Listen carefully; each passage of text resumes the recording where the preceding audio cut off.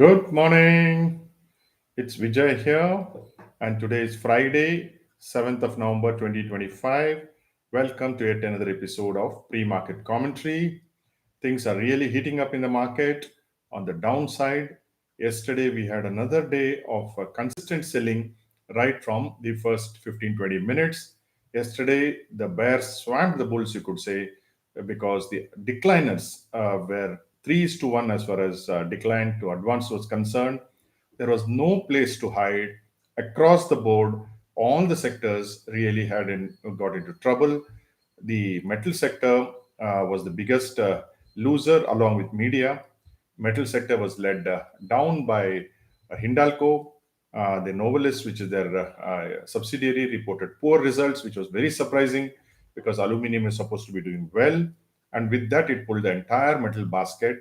And also, the Birla group of companies came down. Something like Grasim also came down, which has got no relation with the metal stock, excepting that they are the same. Hindalco and Grasim are the same under the same umbrella of Birlas. So Nifty was down for second day in succession. It fell down about 88 points. Bank Nifty fell about 270 points, and even the PSU banks could not hold. Though there could be some revival in PSU banks today because of what Nirmala Sitharaman, the finance minister, said yesterday in Bombay, where she said that they are looking to officially now. She is telling us that they're looking at consolidation in the banking sector.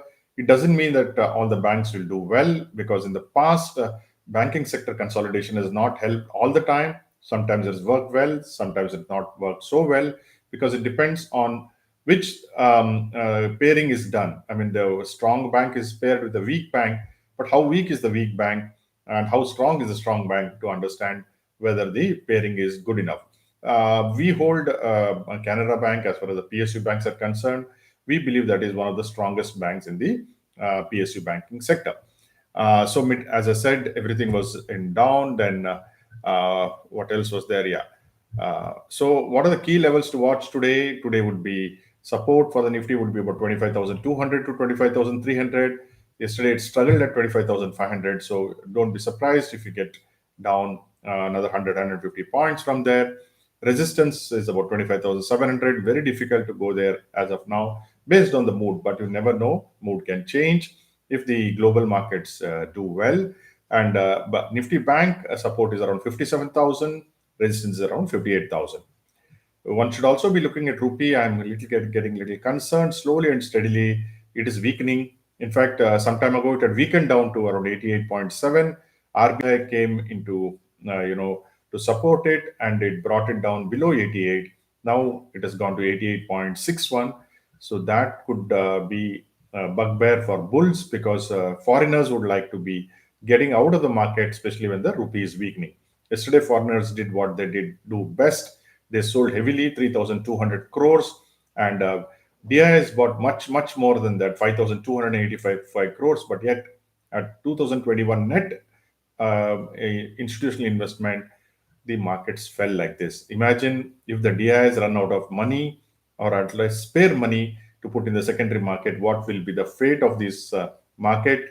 Especially because every single day we are getting a bigger and bigger IPOs or FPOs, which are draining the market of liquidity. And as we say, bull markets run on liquidity, then on fundamentals. So liquidity dries up means fundamentals have to protect. Fundamentals are not that great as far as the corporate fundamentals are as macros are improving, no doubt. But then the rise will be very steady and very slow, not even steady. I would say very slow, that people may lose interest. So yesterday, a couple of good news. Before that, global markets, as I said, US markets, European markets, Asian markets, every one of them fell down significantly.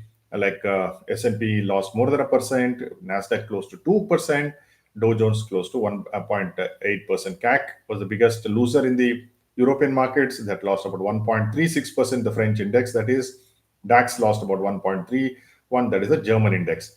And today morning, the Nikkei in Tokyo has lost more than 1,000 points. Nikkei is very volatile. 1,000 points seems to be very common for what Nikkei is doing. Then you had, as far as the commodities are concerned, thankfully Brent is cooling down below 64, around 63 and odd. Gold and silver were steady. You must note that US has put silver and copper as critical metals, so which means you'll get a floor for silver and copper. So they're unlikely to fall big time, but the rise also will be dependent on demand and supply. We are very bullish on silver and gold. We continue to hold both of them, are at least 40% of our portfolios, somewhere between 40 and 50%. Earnings report, they're coming thick and fast. MCX was a standout yesterday. The consolidated PAT was up 28%. EBITDA was very good at 36%. And Lupin was fantastic results. Strong quarter with 46% year on year. And North America growth was very good. And generally, things were very good for Lupin. We have to see that. Apollo Hospitals, as I said, was also did very well yesterday. RVNL has got an order which may be in focus, a large order of 272 crores. And Welspun has bought, Welspun Enterprise has bagged a 3,000 BMC contract order. So that should also be positively viewed by the market. The market is very dull, market is fearful. It is what I call the Black Friday sale. A Black Friday in the US is actually good for consumers because they rush, but there are bargains. So we could have a Black Friday sale opening in the morning. We don't know how it will close, but generally the mood is very, very weak. Cummins did well. Their revenues are up 26%. EBITDA is 44%. Margins have expanded. And if you really look at it, the good companies' results were Lupin, Apollo Hospital, LIC, Triveni, Cummins. The mixed was MCX and ABB. Weak were AkzoNobel and Crompton Greaves. So you could think that these are the stocks which will be in the limelight, either for positive or the negative. Just let's look step back and look at what the earnings of the Nifty 50 are as of now. About 39 have reported out of 50. Above analyst expectation is 15, which is not bad. Below expectation are only 3. And inline 15, mixed is 6. So if you take 15 plus 15, that is above average, and inline 30. 30 out of 39 have done well. Generally, what it means is in good times, these stocks will go up. In bad times, they may not go down so much. So Trump is up to his old drama. He says Modi is my friend, and I will visit India next year.